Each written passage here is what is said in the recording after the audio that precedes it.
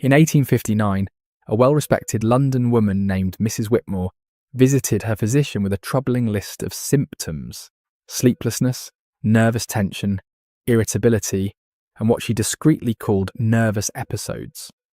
Following the accepted medical standards of the day, her doctor diagnosed her with hysteria and prescribed a treatment that would get any modern physician's license revoked instantly. He placed her on the examination table and manually stimulated her genitals until she reached what he clinically recorded as hysterical paroxysm. This wasn't some shady quack operating in secret. It was considered legitimate medical practice, carried out by reputable physicians in the most respected clinics of Europe and America. For more than 2,000 years, doctors have been treating women for hysteria, a vague diagnosis that originally came from the belief in a wandering womb. By the Victorian period, that theory had transformed into something that feels utterly bizarre to us today. Physicians were literally inducing orgasms as medical therapy, without realizing that's what they were doing. This is the astonishing true account of how Victorian sexual repression was so deep that doctors eventually invented vibrators simply to spare their hands from exhaustion while treating countless women, remaining completely oblivious to the real nature of what they were doing. But before we dig further into how Victorian doctors transformed ancient Greek superstition into a booming medical business, make sure you hit that subscribe button and ring the notification bell. Now let's return to the story of how doctors went from believing in wandering wombs to accidentally inventing the vibrator. The concept of hysteria can be traced back as far as ancient Egypt, but it was the Greek physician Hippocrates who gave the condition its name. Hystera meant uterus in Greek, and physicians believed that a woman's womb could literally move around inside her body, pressing on organs and creating illness. Plato even described the womb as an animal within an animal, desperate for children. If a woman went too long without conceiving, her womb was said to wander through the body, causing everything from anxiety to fainting fits. The prescribed cure was marriage and pregnancy to satisfy the restless organ. By the Renaissance, doctors abandoned the literal idea of a wandering womb but kept the diagnosis alive. The list of symptoms tied to hysteria expanded so much that it could include almost anything troubling a woman: nervousness, sleeplessness, spasms, loss of appetite, melancholy, irritability, even being either too sexually forward or too sexually repressed. In short, if a woman wasn't docile and perfectly content, she could easily be labelled hysterical. English physician Thomas Sydenham estimated that hysteria was the second most common illness after fever, said to affect a quarter of all women. Victorian medicine reinforced the belief that women were inherently more fragile and emotionally unstable than men, their reproductive organs supposedly influencing their entire constitution. Dr. William Acton, a leading Victorian physician, wrote in 1857 that the majority of women, happily for them, were not much troubled by sexual feelings of any sort. This widely held idea that respectable women had little to no sexual desire created a massive blind spot in medical practice. So when women came to doctors with what we now understand as symptoms of sexual frustration, physicians interpreted it strictly as illness. The treatment that developed was pelvic massage designed to induce hysterical paroxysm, what we would now identify as orgasm. But Victorian doctors described it only in clinical terms. Dr. Nathaniel Highmore wrote in 1660 about how the treatment caused violent muscle contractions, flushed skin, and profound relief from symptoms. Here's how it was typically carried out. Women visited their physician regularly, often weekly. They would lie on the examination table, partially undressed but modestly covered with a sheet. The doctor would use perfumed oils, commonly lavender or rose, and massage the vulva in circular motions until the patient experienced paroxysm, described as sudden muscular contractions, flushed cheeks, heavy lubrication, and deep relaxation afterward. In 1903, Dr. Russell Troll admitted that achieving this state could take over an hour and complained it was one of the most exhausting and tedious procedures in medicine. Physicians genuinely considered it nothing more than hard, repetitive work. In their eyes, it was as clinical as setting a bone. One doctor even wrote that treating hysteria required 1 to 1.5 hours of a physician's time. The treatment became incredibly widespread. By the late 19th century, doctors estimated that as many as 75% of American women were afflicted with hysteria. In big cities, some physicians built entire practices around it, treating dozens of patients daily. Dr. Taylor's clinic in New York advertised relief from female troubles and nervous exhaustion, employing multiple doctors just to handle the demand. Records from that period show women booking weekly or bi-weekly sessions for years. And it wasn't limited to doctors' offices. Wealthier women often paid for physicians to make discreet house calls. Others sought hydrotherapy at specialized clinics. The water cure involved sitting in chairs designed with openings, while attendants directed high-pressure jets of water at the genitals. European spas, like Bath in England and Baden-Baden in Germany, became famous for such treatments. Patients would often spend weeks at these retreats, undergoing multiple sessions each day. Historian Rachel Maines, in her book The Technology of Orgasm, described how these hydrotherapy treatments worked. French physicians even had a name for it: la douche pelvienne, or the pelvic shower. One 1875 advertisement from Baden-Baden promised a complete restoration of feminine vitality through the scientific use of thermal waters.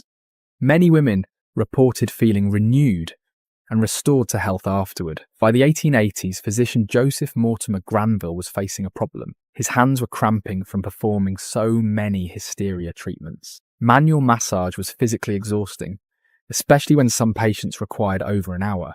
His solution would transform hysteria treatment forever: the first electric vibrator. Granville's percussor was an electrically powered device designed to produce rapid vibrations, dramatically cutting treatment time from over an hour to just minutes. Though Granville claimed it was only meant for treating male muscular disorders, other physicians quickly repurposed it for hysteria patients. Within 10 years, dozens of vibrator models appeared on the medical market. The Weiss Company's 1906 catalogue alone listed more than 20 types. Medical journal ads boasted their efficiency. One device, the Chattanooga vibrator, claimed to relieve hysteria symptoms in under 10 minutes. By 1900, vibrators had become the fifth most popular electrical appliance in American homes, sold right alongside sewing machines and toasters. Sears catalogues from 1908 featured home vibrators marketed as very useful and satisfactory for home service. The ads were strikingly explicit, while maintaining a veneer of medical respectability. A 1910 advertisement depicted a woman using a vibrator on her face, with the caption, "Vibration is life. The secret of the ages has been unlocked by vibration." Great scientists tell us that we owe not only our health, but even our vitality to this marvelous force. The White Cross electric vibrator brings life's very essence to your door. And here's the most shocking part. None of the physicians, manufacturers, or patients seemed to grasp the sexual reality of what was happening. Doctors published lengthy clinical papers about inducing hysterical paroxysm, yet never once connected it to sexual climax. Why? Because Victorian medical education deliberately erased female sexuality. Medical textbooks claimed women's reproductive organs existed only for childbirth. The clitoris was either ignored entirely or dismissed as a useless remnant with no real function. The willful blindness was astonishing. Dr. John Harvey Kellogg, the same man who invented cornflakes, ran a sanitarium where he treated hysteria with vibrators while at the same time waging a moral crusade against masturbation, which he labelled a dangerous vice. Yet he never saw the contradiction. Physicians would spend hours each day bringing women to orgasm as treatment, then return home to wives they insisted had no sexual desires whatsoever. The mental gymnastics required for such denial are hard to fathom. Some women, however, clearly realised what was happening, even if they couldn't voice it openly. Private diaries reveal their awareness. One unnamed woman wrote in 1892, "My weekly appointments with Dr. Harrison have fully restored my spirits. I find myself awaiting Thursday afternoons with eager anticipation." Another recorded, "The treatment, though unusual, provides relief unmatched by any tonic or medicine." Women even recommended their doctors to friends, creating entire circles of patients all receiving the same therapy. The medical profession's refusal to acknowledge female sexuality had consequences far darker than pelvic massage. Doctors performed clitoridectomies to cure masturbation. Some burned the clitoris with acid to prevent so-called self-abuse. Isaac Baker Brown, president of the London Medical Society, went so far as to surgically remove the clitorises of girls as young as 10, claiming it would treat hysteria. He was eventually expelled from the society, not because of the barbaric procedure itself, but only because he operated without permission. Meanwhile, the hysteria business flourished. By 1905, American physicians were earning an estimated $18 million a year from hysteria treatments, equivalent to over $450 million today. Manufacturers competed with increasingly elaborate machines. The vibratile, patented in 1908, came with multiple attachments to target different female complaints. The Pulsocon, a hand crank model from 1890, promised similar relief without electricity. Some devices were even built directly into furniture treatment chairs with mechanical vibrating parts. The beginning of the end came with Sigmund Freud. While many of his ideas were deeply flawed, he at least acknowledged that women had genuine sexual desires and that hysteria often stemmed from psychological, not physical, causes. By the 1920s, the American Psychiatric Association began moving away from hysteria as a valid diagnosis. But the true death blow came from an unlikely source: early pornography. In the 1920s, stag films started depicting women using vibrators for openly sexual purposes. Almost overnight, the respectable medical device featured in mainstream catalogues became tainted by association with sexuality. Sears dropped vibrators from its catalogue by 1925, and doctors quietly abandoned the practice. Vibrators gathering dust in medical cabinets were discreetly discarded. By 1952, hysteria disappeared from official medical texts altogether, yet its legacy lingered. Women continued to have their health complaints dismissed as emotional or hysterical. The label had simply shifted into a broader cultural tool for invalidating women's experiences. It wasn't until the 1960s, with the groundbreaking research of Masters and Johnson, that female sexuality was finally studied seriously. Their work confirmed what Victorian patients already knew but couldn't say aloud, that the so-called hysterical paroxysm was nothing more than orgasm. Looking back, it's nearly unbelievable. How could educated physicians fail to recognize an orgasm? How could they perform blatantly sexual acts while believing them purely medical? The answer lies in cultural blindness. Victorian society's absolute denial of women's sexual realities created a world where doctors could provide orgasmic release day after day without admitting to themselves what it truly was. Historian Rachel Maines, who spent years documenting this bizarre medical chapter, highlighted the irony: Victorian doctors, while convinced they were curing disease, were in fact delivering the only sexual satisfaction many women ever received. The numbers are staggering.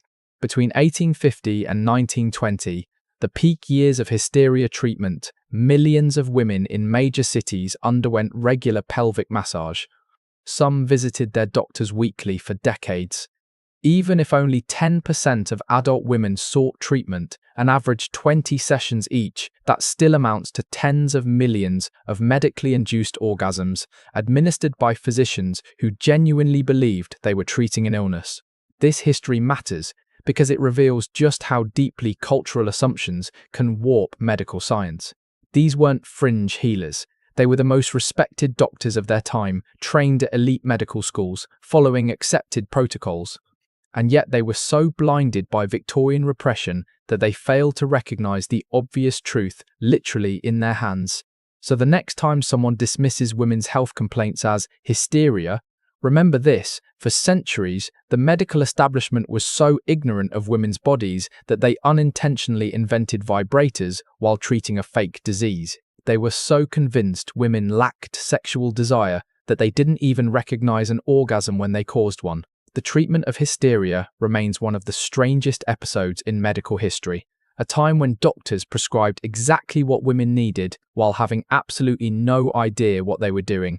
What shocks you most about this story? The ignorance, the cultural denial, or the fact that vibrators were once as common in doctors' offices as stethoscopes? Let me know in the comments. Don't forget to like, subscribe, and be thankful for modern medicine that actually understands the human body. You've more than earned that knowledge.